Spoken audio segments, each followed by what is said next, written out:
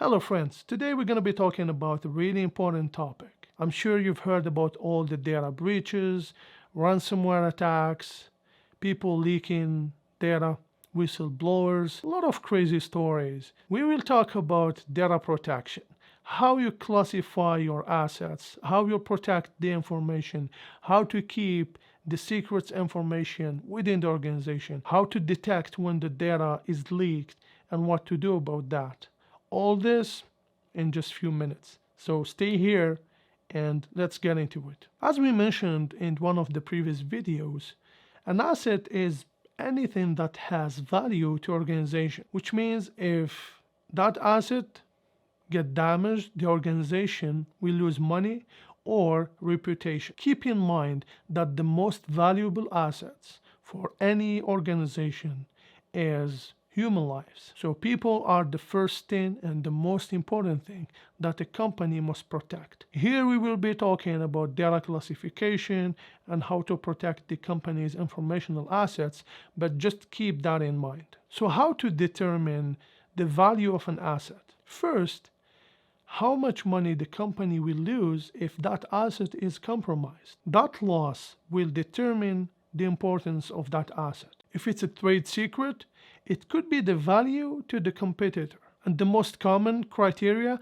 is the acquisition cost, how much it costs to acquire that asset. The first thing that any organization should do is discovering the data, having an inventory of all the assets before doing prioritization, define the asset's value, and do data classification. If you don't know what you have and its value, you cannot protect it efficiently. Data can be discovered on servers, databases, endpoints, and cloud storage. So now let's talk about the reason we have to classify our assets based on their value. Not all the assets are the same. That's why we shouldn't protect those assets in a similar way. First, it will cost a lot to protect all the company's assets the same way. So what we do, we prioritize our assets, we classify them, then we assign security controls based on the assets classification. So to summarize, the best way to do data classification is to consider the asset's value and the data owner or the asset owner determination. Because nobody can classify the data better than the owners, because they know the business value and the real impact if that data get compromised. So what are the different classification levels? There are two main types of data classification levels: the government and military classification levels and the private classification levels. Let's start with the government and military classification levels. The highest one is top secret. If breached, it may cause grave damage to national security. Below that, you have the secret classification level, anything that may cause a serious impact to the national security. The confidential classification, for anything that may cause damage. Then the lowest one is unclassified information. It's not sensitive like recruiting processes. On the other hand, you find similar levels on the private sector. The highest classification level is usually confidential. It's anything secret to the organization, anything that may cause serious damage to the organization if leaked. You have the private classification level that protects personal information, for example, the employees' information or the customer's health information, for example. Then you have the sensitive classification level that covers all the financial information. Then you have the public classification level, which is any information that's available to the public, and if disclosed, it won't cause any damage to the organization. One thing to keep in mind, these classification levels may change. The naming may change, and the use may change based on the industry and the business objectives. There is one definition that a lot of people get confused with: criticality versus sensitivity. Sensitivity is related to the damage that the company may have if a piece of information is leaked. But the criticality is related to the time. For example, if an asset is leaked, how much money that company will lose per minute, per hour, it depends on the nature of the business. Data has different states. It could be in transit, it could be stored at rest, or just being used. So our goal is to protect the data regardless of its location or how it's being used. One of the best approach to do that is first to define an information governance process that will dictate the life cycle of the data. For example, what to do when a new piece of information is created, should we classify it right away, how we should classify that information, how to protect the information, and what to do when it's not needed anymore, how to destroy the data. So the first step, we define where the data is stored or how it's going to be used and who has access to it. Let's start with locations. For example, we will say data needs to be encrypted at the file level when stored on a server. For endpoints, we will say we need to have full disk encryption in case somebody loses the company's laptop. At least the hard drive is encrypted and the threat actor cannot have access to the data stored locally. One of the techniques to protect sensitive information is to hide it or to just replace a piece of it. This is called data obfuscation. If the data is stored locally on a database, we need to do data masking. What's data masking?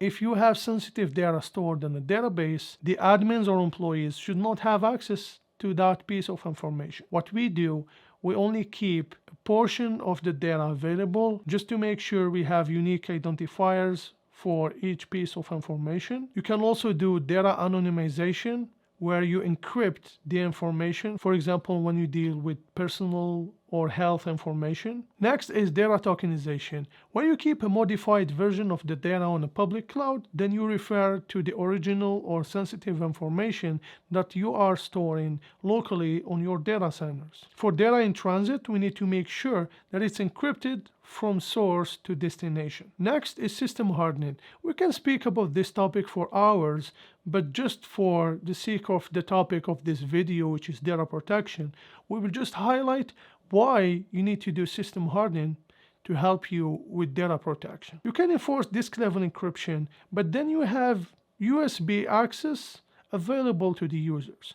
So the data can be leaked through USBs. Employees can use OneDrive or Google Drive to share information. So why do they need access to USBs? Secure file transfer platforms can also be used to securely share information with third parties. If you have FTP enabled, the data can be sent in a non-secure way. If you have insecure protocols enabled on your machine, it can get compromised and an attacker can get access to that information locally or in transit when it's transferred using insecure protocols. You need to be due diligent and reduce the attack surface related to your machines.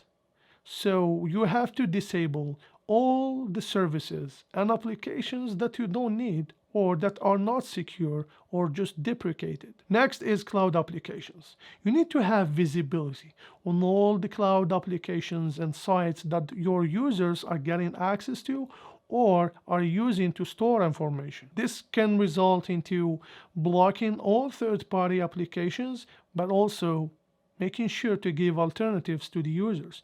Users can be creative, so don't just block sites without giving them alternatives, because you will make your life complicated. You thought that I forgot about MFA, isn't it?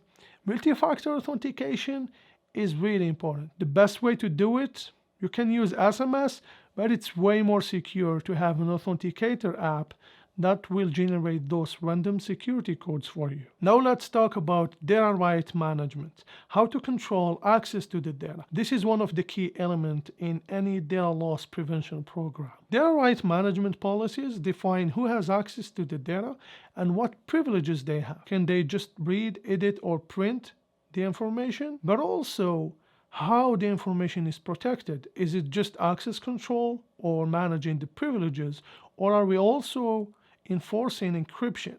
This will give us the ability to protect the information regardless of its location or how it's used. For example, if we define that any private information, private means the classification level we talked about earlier. We will say any data that's labeled private will get encrypted, which means if you send it by mistake through email, or if you misplace the data, if you put it on a USB, then you lose that USB drive. Whoever gets access to that piece of information will need the company's credentials in order to decrypt the file. That's why it's really important to think about a file-level approach when protecting your information. It's highly recommended to have a role-based access control, where finance team should not have access to HR data, and IT should not have access to legal documentation. To summarize, it's important to have persistent data protection controls that are not related to the location or the use of the information. So we talk about data classification, we talk about data protection, the different states of the data, how to protect the information using labels, using data loss prevention, encryption, system hardening. We talk about digital right management, role-based access control. Now let's continue down the data lifecycle. I'm sure you've heard about ransomware attacks. So for sure you've heard also about the importance of having a backup of your data. Backups will give you the ability to recover after an incident happens. It's good to have backups, but it's important to also protect your backups. So backups need to be stored offline in different copies, multiple locations, but also in a secure state. So it's physically secure and it's encrypted at rest. Now let's talk about data retention. We need to define how long do we need the data. If we are storing logs on our SIM, do we need it for 6 months, a year, or 10 years? This may vary based on the operational needs to do security investigations or to help with troubleshooting, but also for compliance reasons. I used logs as an example. It could be consumer data, it could be financial information. It depends on the scenario. Once the data is not needed, it needs to be removed from production, stored securely on a separate environment. By securely, I mean encryption and monitoring, access control, etc. Once we have no obligations or business need to keep the data, we have to destroy it. There are different techniques that we can use to destroy the data. We can clean it by overriding the media on which we store the data with random information just to make sure that nobody can recover the data. You can use degaussing by exposing the storage media to electromagnetic waves that will make it unusable. Or you can just physically destroy the storage media. You can also apply your data lifecycle policy on the data stored in the cloud, even when it's managed by a third party. You can have an agreement saying how and when the data should be destroyed. Paper documents also falls into the same process and can be destroyed by shredding. Data destruction can also be outsourced to a third party. I hope that you like this video. Stay tuned for more.